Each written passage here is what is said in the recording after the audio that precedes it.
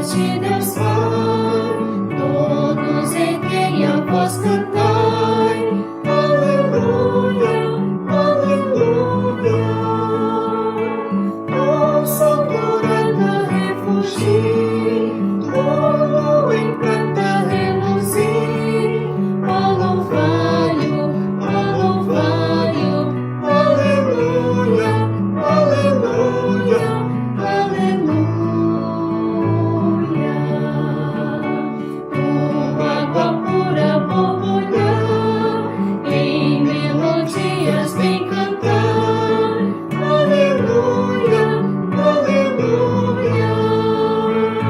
O fogo vivo aquecedor, infunde todos louvador, louvai-o, aleluia, aleluia, aleluia. Terra que a todos dá vigor, bem forte entoa o teu louvor, aleluia, aleluia. Frutos e flores juntos dai, a glória a Deus, Senhor e Pai, louvai-o, aleluia, aleluia, aleluia.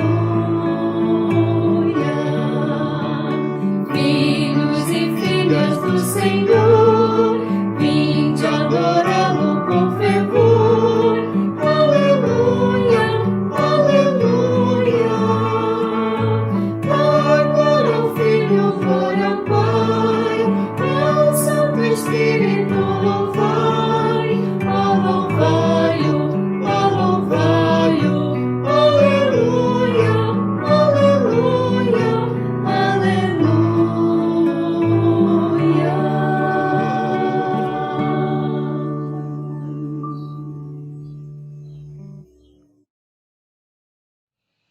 Dando prosseguimento ao nosso estudo, meditação no livro de Provérbios, nós vamos meditar em 2 provérbios. Nós vamos meditar no Provérbios, no capítulo 18, o 22, e no 19, o 14, que diz assim: quem encontra uma esposa, encontra algo excelente, recebeu uma bênção do Senhor, que é o 18, 22. No 19, casas e riquezas herdam-se dos pais, mas a esposa prudente vem do Senhor. Então, no livro de Provérbios, um dos assuntos que é muito tratado, em vários deles, está relacionado ao casamento, a esposa, o marido e a vida conjugal. Provérbios nos apresenta que o casamento é um dos maiores presentes dados por Deus ao ser humano, e que a sociedade humana existe porque existe a família, e a família existe porque existe o casamento. Então, o casamento é uma verdadeira bênção de Deus, é uma coisa maravilhosa, grandiosa, e no livro de Provérbios, o casamento ele é comparado à sabedoria, ou ao valor que a sabedoria tem. Portanto, uma das maneiras de nós nos tornarmos sábios é através do casamento. Salomão aqui está falando sobre a esposa, mas esse assunto pode ser aplicado também ao marido, né, ao homem. Ele fala aqui 2 coisas muito importantes. Primeiro, que uma esposa prudente é concedida pelo Senhor, é dada por Ele como um presente na sua ação providencial. Ele diz que é um favor especial de Deus, que essa esposa ela é muito valiosa, mais valiosa do que receber casas, propriedades, riquezas, herança. E também ele diz uma coisa muito séria, que é difícil encontrar uma esposa prudente, uma esposa excelente. Somente Deus pode prover uma mulher tão excelente como um presente inestimável, né, dada por Ele a um homem. Nós vivemos uma época em que muitas pessoas estão ficando solteiras ou optando por permanecer solteiras.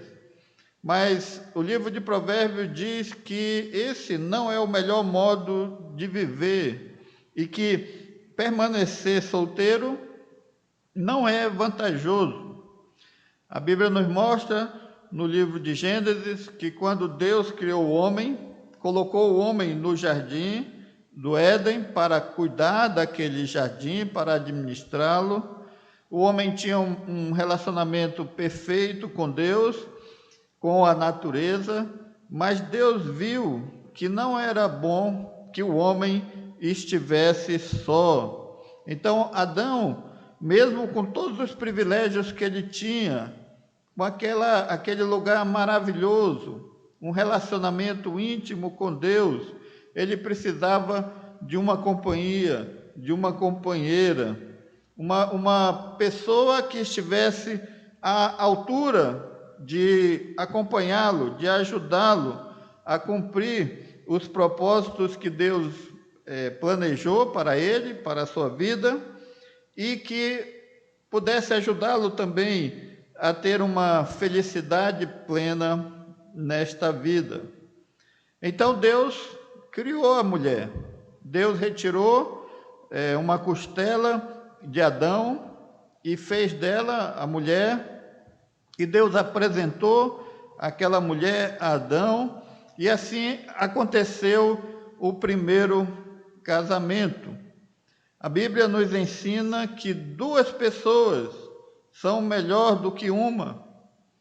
Independente do que hoje se fala sobre as vantagens de estar solteiro, de permanecer solteiro para trabalhar, ganhar dinheiro ou ter liberdade, a Bíblia não fala isso. A Bíblia fala que o casamento é o grande estado de excelência e Deus realizou o casamento, Deus planejou o casamento para a felicidade do homem e da mulher. Nós não queremos dizer com isso que ficar solteiro é ser uma pessoa inferior, é desmerecer essa condição. Não é isso que nós estamos dizendo. Jesus não casou, Jesus permaneceu solteiro. E na Bíblia, o apóstolo Paulo, ele fala das vantagens de se permanecer solteiro na sua carta aos Coríntios, no capítulo 7, o verso 32 ao 34, o apóstolo Paulo diz assim: gostaria de vê-los livres de preocupações. O homem que não é casado preocupa-se com as coisas do Senhor, em como agradar ao Senhor, mas o homem casado preocupa-se com as coisas deste mundo, em como agradar sua mulher, e está dividido. Tanto a mulher não casada como a virgem preocupam-se com as coisas do Senhor, para serem santas no corpo e no espírito. Mas a casada preocupa-se com as coisas deste mundo, em como agradar seu marido. A Bíblia nos mostra que ficar solteiro é um dom, é uma vocação, é também um presente de Deus, um presente da sua graça, algo maravilhoso, para que o solteiro use essa condição para servir a Deus, para agradar a Deus, para viver uma vida de santidade. Nós temos então pessoas que receberam esse dom, temos também aquelas pessoas que optaram por ficar solteiros, por viverem assim, e temos aqueles que desejam casar, mas não encontraram ainda a sua outra parte.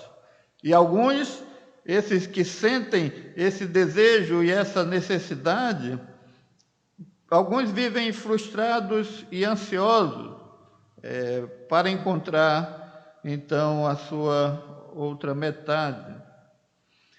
Temos também aqueles que estão deixando para casar depois da faculdade, depois de ter um bom emprego, ter um bom salário, aqueles que deixam para depois, para aproveitarem a vida de solteiro, liberdade, curtir os prazeres da vida, né, aproveitar a sua juventude.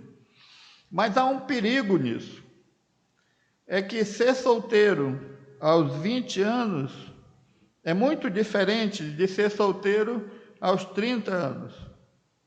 E ser solteiro aos 30 anos é muito diferente de ser solteiro aos 40 anos. Também é muito diferente ser solteiro aos 60 anos ou 70. O solteiro, ele vive muitas lutas com a sua solidão, sexualidade, e muitas vezes ele fica em desobediência aos propósitos de Deus, aos padrões de Deus para a vida cristã, para a vida daqueles que temem a Deus. Então, o casamento, ele é colocado na Bíblia como norma, como um presente amoroso de Deus para a humanidade e o principal meio de atender às necessidades de intimidade do homem e da mulher. A desvalorização do casamento é o que tem tornado a sociedade mais doente, mais violenta e mais pecadora. Isso deve levar os solteiros a refletirem e a entenderem que o propósito de Deus, que a vontade de Deus, é que eles se casem. Mas também muitas pessoas casadas reclamam da vida a dois e se tornaram pessoas infelizes. Nem todas as pessoas casadas valorizam o casamento. Muitas estão desiludidas, amarguradas, frustradas. E a pergunta é, como algo tão valioso, tão importante, tão belo, e criado por Deus para exaltar a glória de Deus, pode ser motivo de infelicidade ou de tristeza? A resposta só pode ser por causa do pecado, do orgulho, que Jesus falou quando questionaram Jesus sobre o divórcio, e Jesus disse que a autorização do divórcio foi dada por Deus por causa da dureza do coração do homem. Então, muitas pessoas que estão infelizes no estado de casados, ou que abandonaram, né, o casamento através de um divórcio, não quer dizer que o casamento não é algo bom, não é algo maravilhoso, grandioso. E isso está relacionado à dureza no coração, ao pecado no coração do homem. É essa dureza que destrói a felicidade do casamento, que leva ao adultério, que leva à traição, que leva à perda da alegria, à falta de perdão, e a pessoa não vive um casamento feliz. A Bíblia, ela exalta o casamento e ela coloca várias vantagens de ser casado. Eu queria ler em Eclesiastes, no capítulo 4, de 9 a 12, Melhor é serem dois do que um, porque tem melhor paga do seu trabalho. Porque se um cair, o outro levanta o seu companheiro. Mas ai do que estiver só, pois caindo, não haverá outro que o levante. Também se dois dormirem juntos, eles se aquentarão, mas um só como se aquentará? E se alguém prevalecer contra um, os dois lhe resistirão, e o cordão de 3 dobras não se quebra tão depressa. Também em 1 Coríntios 7:2 fala: mas por causa da imoralidade, cada um deve ter sua esposa, e cada mulher o seu próprio marido. Então a Bíblia coloca uma série de vantagens relacionadas à vida a dois, ao casamento, mostrando que esse é um estado superior, uma maneira de viver dentro de um mundo pecaminoso e de uma sociedade corrompida, onde os dois vão enfrentar várias lutas, várias dificuldades, vão, inclusive, vencer a imoralidade e vão poder constituir uma família e viver o padrão de Deus nas suas vidas. O texto de Provérbios fala que uma esposa excelente, uma esposa prudente, é um presente de Deus, é uma bênção de Deus, é uma herança, é um favor que Deus nos faz. O que seria uma mulher, então, excelente, ou uma esposa prudente? A ideia aqui é de uma mulher com um caráter nobre, uma mulher comprometida com Deus, que entende o compromisso com seu marido e com sua família. Ela é ajudadora, ela é parceira, ela é confidente do seu esposo, ela é uma boa mulher, é amável, é pura, é simpática, tem virtudes. Ela é boa para o seu marido fisicamente, socialmente, financeiramente e espiritualmente. Em Gênesis, quando Deus criou o homem e a mulher, o texto diz assim: então o Senhor Deus declarou: não é bom que o homem esteja só, farei para ele alguém que o auxilie e lhe corresponda. Em Gênesis 2, disse então o homem, quando Deus apresentou a mulher a ele e entregou Eva a ele: esta sim é osso dos meus ossos e carne da minha carne. Ela será chamada mulher, porque do homem foi tirada. Por essa razão, o homem deixará pai e mãe e se unirá à sua mulher e se tornarão uma só carne. Então, o homem precisa de uma mulher ajudadora, de alguém que o apoie nas suas responsabilidades, no seu trabalho, que traga para a sua vida emoção, calor, beleza, uma apoiadora que o apoia nas suas situações difíceis da vida, em momentos de grande luta, nos tempos de insegurança, de inquietação, que o ajude nos seus erros a consertá-los, nos seus fracassos a se levantar. Uma mulher que o ama, que o aceita e que vive com ele uma intimidade, uma amizade, vive emoções físicas, sexuais, sociais. Ela o abraça, ela traz palavras de alegria, há riso nesse relacionamento, há carinho. Um entende e procura satisfazer o desejo do outro, há respeito entre eles, há confiança, há intimidade. O homem aprende a ser líder e ela se submete à sua liderança. Ele tem uma companheira para se divertir, para se alegrar.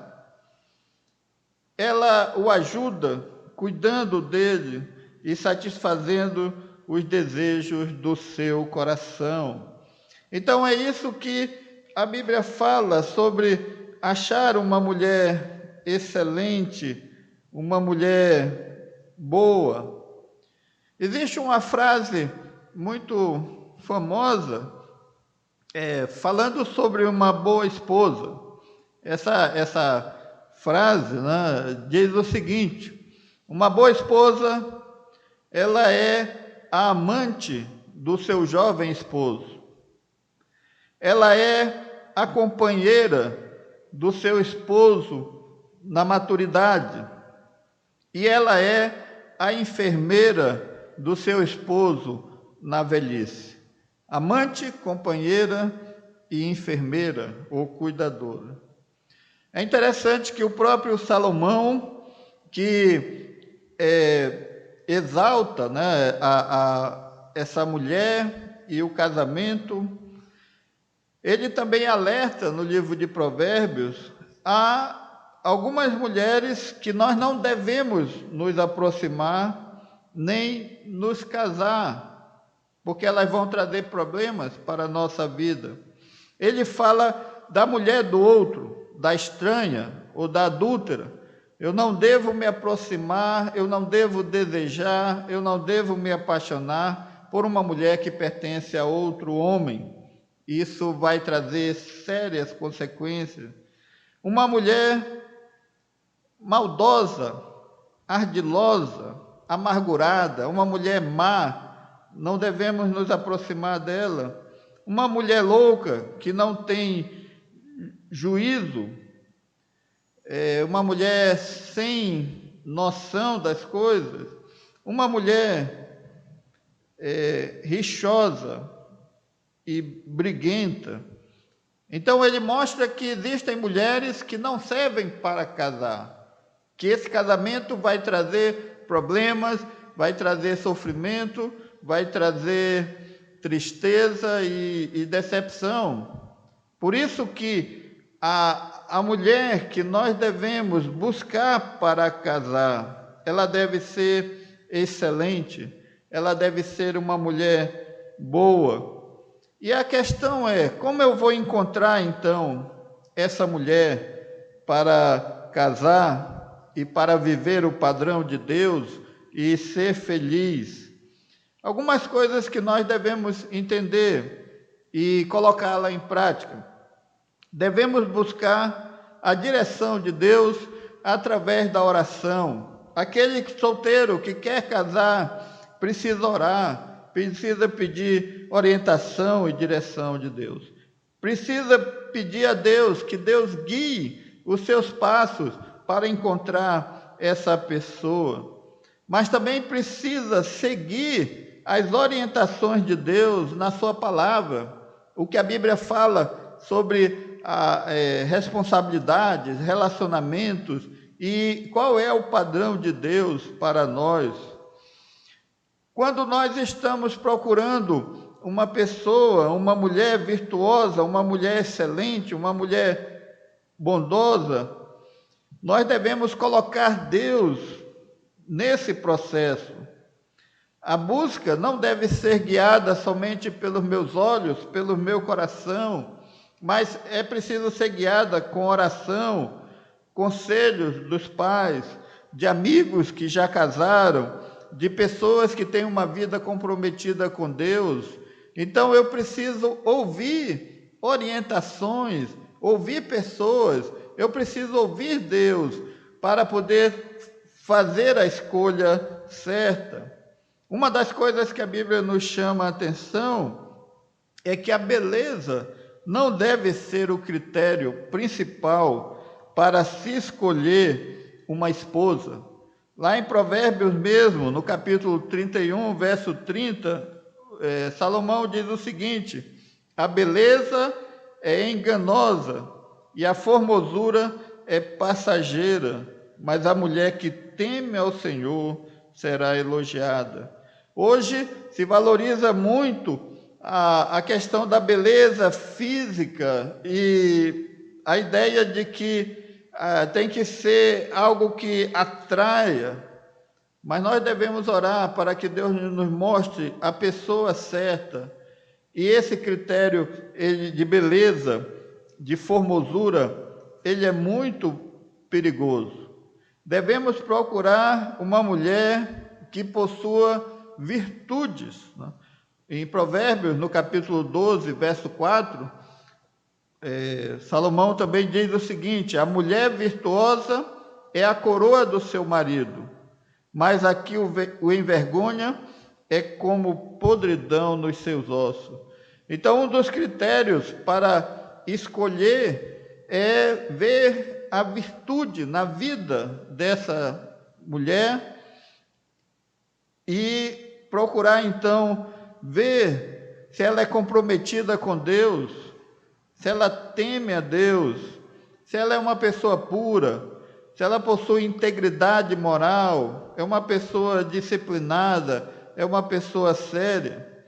A Bíblia também proíbe que o cristão case com um não cristão, né? O casamento ele deve ser feito no Senhor. Então, se eu quero encontrar a pessoa certa, eu não posso casar com quem não tem o temor a Deus, com quem não conhece a Deus.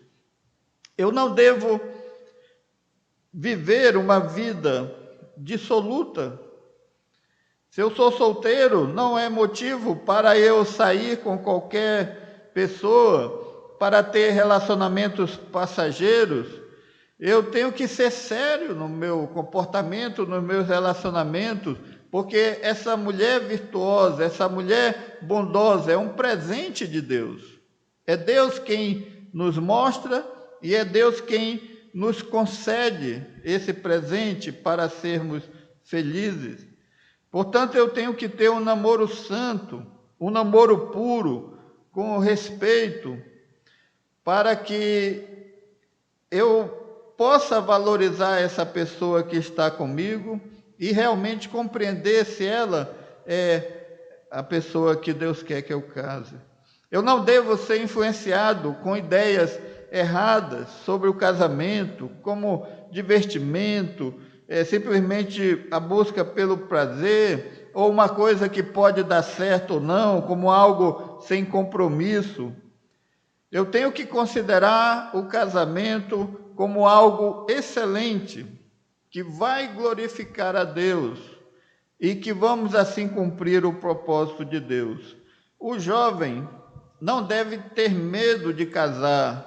Muita coisa vai ser construída a partir do casamento e não antes do casamento. E essa ideia de que eu tenho que estar em condições, um bom emprego, uma casa, formado, é uma ideia muito perigosa, porque muita coisa que nós vamos conquistar nessa vida, nós vamos aperfeiçoar, vem no casamento, e não antes. O casamento é uma bênção de Deus, é algo que vai nos ajudar a vivermos o propósito de Deus. Para os que são casados, também queremos deixar uma palavra. Quem é casado, saiba que você é uma pessoa abençoada. Você recebeu uma bênção de Deus e você deve ser agradecido a Deus pelo seu cônjuge. Se você acha que a sua esposa não é perfeita, não está dentro desses critérios que foram estabelecidos aqui, você, como casado, tem o privilégio agora de cuidar da sua esposa, de ajudá-la a ser uma mulher segundo o padrão de Deus, segundo a vontade de Deus, cuidar dela de maneira bíblica, da maneira que Deus quer. Lá em Efésios, no capítulo 5, verso 25 a 27, Paulo diz o seguinte: maridos, amem suas mulheres, assim como Cristo amou a igreja e entregou-se a si mesmo por ela, para santificá-la, tendo-a purificada pelo lavar da água, mediante a palavra, e apresentá-la a si mesmo como igreja gloriosa, sem mancha nem ruga, ou coisa semelhante. Então, você é casado? Ame sua esposa, santifique, purifique, cuide dela, torne ela uma mulher feliz e viva então a felicidade com ela e o padrão de Deus para a sua vida. Você não deve nunca ver o casamento como algo ruim, como algo negativo, como algo que não vai ajudar você. Isso é um erro e essa é uma visão mundana do casamento.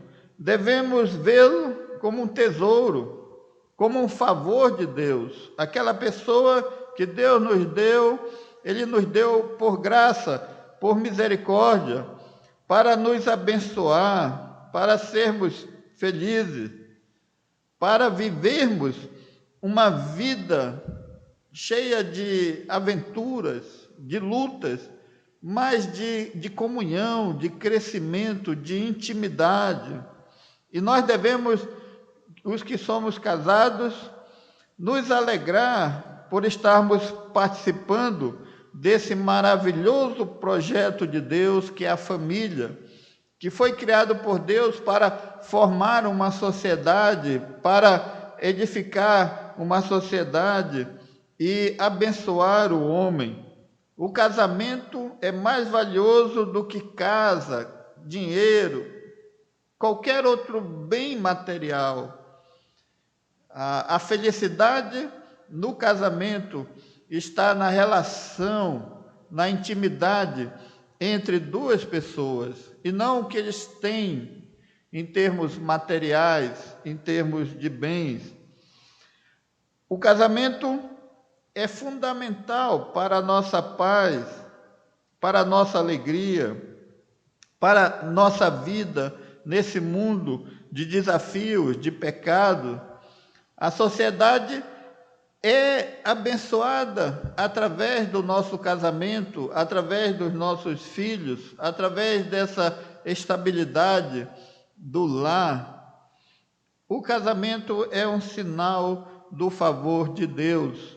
Então, o texto de Provérbios, ele vai nos apresentar a nossa esposa como uma bênção de Deus, como algo maravilhoso, que faz parte de um projeto de Deus para a nossa vida.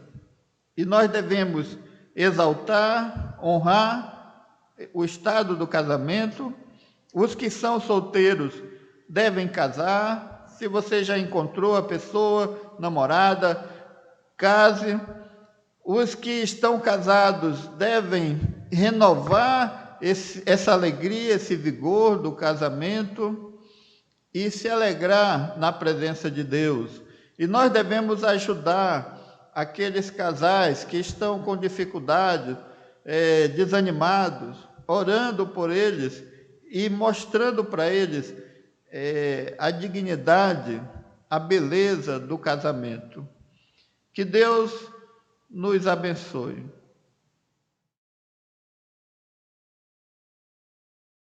Deus